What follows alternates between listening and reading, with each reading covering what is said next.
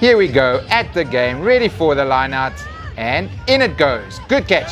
Push! Rugby! Hello, there's a big storm outside right now, so if any of my news is punctuated by thunder, that's just a coincidence. Okay, we're good. On to the Urk. You could literally dive into the soaking conditions that greeted the Stormers in Swansea on Friday night. What a good recipe to stop the wild running champions in their tracks. Just be blessed with soaking wet conditions, have two of modern rugby's best maul defending locks, and deploy the tactical weapon that is Stephen Myler's boot. The Stormers struggled to put together any meaningful attack, and kicking to the corners didn't mean points with the Allen Wynn-Beard combination.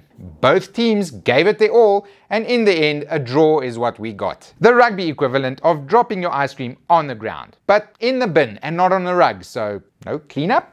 At the same time that the Ospreys and Stormers were crabbing off the coast of Alaska, Connacht were hosting the big boys Leinster at the sports ground. 0 points to 10. That was the final score. In dry weather. Highlights from this match are so scarce that the YouTube video includes missed penalty kicks. Here's your bad game of the week. The next day, I went to Ellis Park to melt in the heat and enjoy a very fun loss to Ulster. It really is easier to get over entertaining losses, especially when you're at the stadium.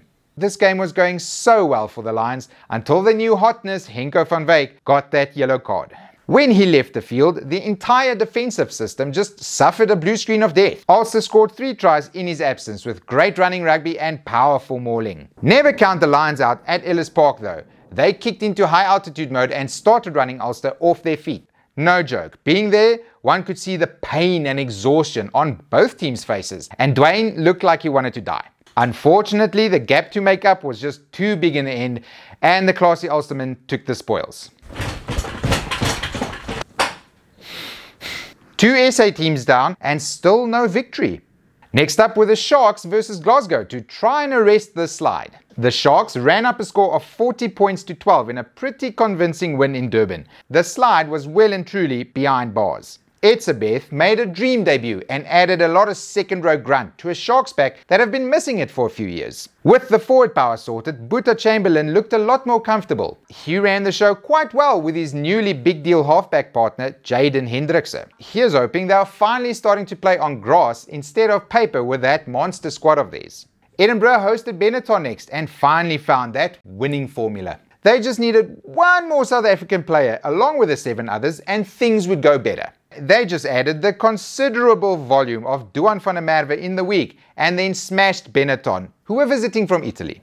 Next up, Cardiff ended their 3-game losing streak by beating the Dragons. The Dragons, who are quickly starting to lose their luster after beating Munster in round 2. Also, shout out to Thomas Young, who scored a try and showed a suspicious amount of speed for a loose forward. Thin ice, buddy, thin ice. Bulls, Bulls, Bulls. Why so terrible at travelling out of Gauteng? For the 2nd game in a row now, the Bulls look like their minds were still on the shorts, the heat and the veldskoene of Pretoria, and not on protecting ruckball. It's incredible to think that this team includes Coetzee, Lowe and Nortje, yet they can't get to the breakdown and they cannot stop anyone on the gain line. Or they can, as long as it's somewhere between Hammanskraal and Vereniging. If these boys are not within walkie-talkie range of their neighbourhood watches, it all falls apart.